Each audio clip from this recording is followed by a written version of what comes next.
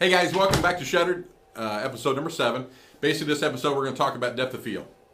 And let me give you an example of what depth of field means to me. Okay, if I'm taking a family of 15 or 20 people and I've got them all in the shade, okay, biggest key is having all of your images, all your people in the same lighting. I don't want half in the sun, half in the shade. I want everybody in the shade. Okay, more even lighting.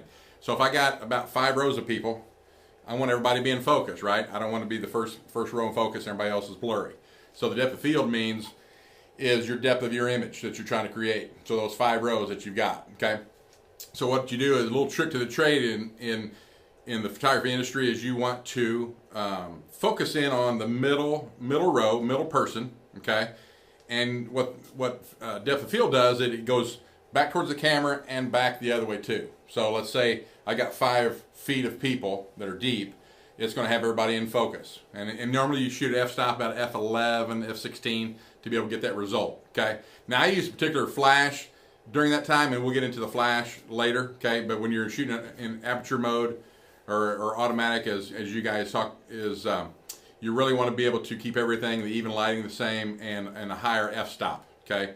If you're shooting automatic mode, the higher f-stop will be the slower your shutter speed, okay, and that'll automatically do it, okay. So you're trying to get everybody in focus at this point, okay. I've got one photo here that's kind of on the other side of, and it's kind of what makes it kind of cool is that when I show you this picture, basically this picture was shot at a very fast shutter speed, which means low f-stop, which is about 2.8, probably at 2,000ths of a second. And basically what this does is you'll be able to see this background.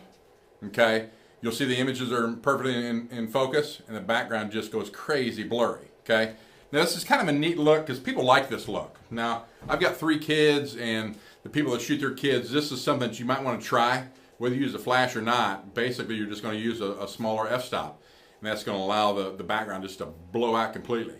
Now, if I'm shooting a senior or whatever at a place that has a lot of people in the background, I'll shoot something very similar to this, 2.8 f4, and what that does is people can be walking in the background and it just blows them completely out of this picture, it just fuzzes them out, okay? And that's kind of a cool effect. What I need you guys to do tonight is to go out and mess with your aperture and your f-stop a little bit, set up something on high, take a picture of something, same subject, set it down real low, and just look at the background. All you're doing, the image needs to be in focus, obviously, and then look what your background does. Okay, on the higher, it's gonna go deep, and you can see multiple things. You go lower, your subject's gonna be in focus, and everything else is gonna be blown out. So we'll see you next time. Hey, one little tip: MPix right now until Wednesday is offering 8x10s for $1. So go to mpix.com and get an account, set it up, and it's real easy. And we'll see you next time.